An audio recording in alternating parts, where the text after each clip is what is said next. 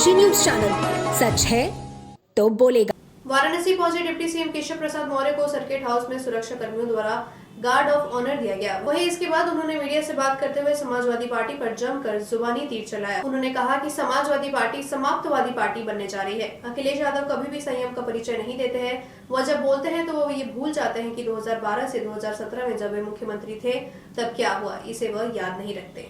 इस दौरान deputy CM Keshav Prasad Maurya ने कहा कि कांग्रेस के जो पहले अध्यक्ष रह चुके हैं, इनके ऊपर पहले ही भ्रष्टाचार का आरोप लग चुका है। ये जमानत पर बाहर हैं। अगर जांच में दोषी पाए गए हैं तो न्यायालय जाना चाहिए। ईडी के ऑफिस में धरना प्रदर्शन करना और भ्रष्टाचारियों को बचाना, इसका मतलब है कि कांग्रेस पार्टी गांधी परिवार की गुलाम बन गई है।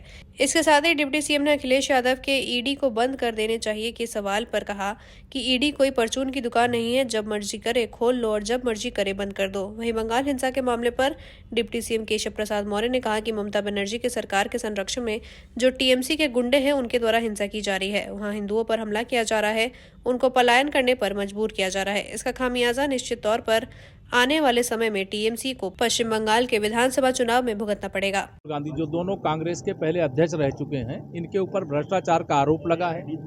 ये जमानत पर बाहर हैं। अगर जांच में दोषी पाए गए हैं, उसमें चार्जशीट लगी है तो न्यायालय जाना चाहिए। ईडी के ऑफिस में धरना प्रदर्शन करना और भ्रष्टाचारियों को बचाने की कोशिश करना, तो इसका मतलब है कि ये कांग्रेस पार्टी गांधी परिवार की गुलाम बन गई। अखिलेश यादव कह रहे हैं इसे खत्म कर देना चाहिए, ईडी को ही खत्म कर देना चाहिए। श्री अखिलेश यादव जी जब ईडी की स्थापना हुई है, उस समय उनकी पार्टी का समर्थन था संसद में, और उनको इस प्रकार की बातें करना कि ये कोई ईडी कोई परचून की दुकान है क्या, को बंद कर देना चाहिए, कभी खोल देना चाहिए। बंगाल में हिंसा रोक नहीं रहा, कोई दुरुपयोग नहीं हो रहा। Strike rate 98%। मुर्शिदाबाद में जो हो रहा है, जो मुर्शिदाबाद में जो हिंसा हो रही है, उस सरकार ममता बनर्जी जी की सरकार के संरक्षण में जो टीएमसी के गुंडे हैं, उनके द्वारा हिंसा की जा रही है। वहाँ हिंदुओं पर हमले किए जा रहे हैं, उनको पलायन करने के लिए मजबूर किया जा रहा है। इसका खामियाजा निश्चित तौर से आने वाले पश्चिम बंगाल के विधानसभा चुनाव में टीएमसी को भुगतना पड़ेगा।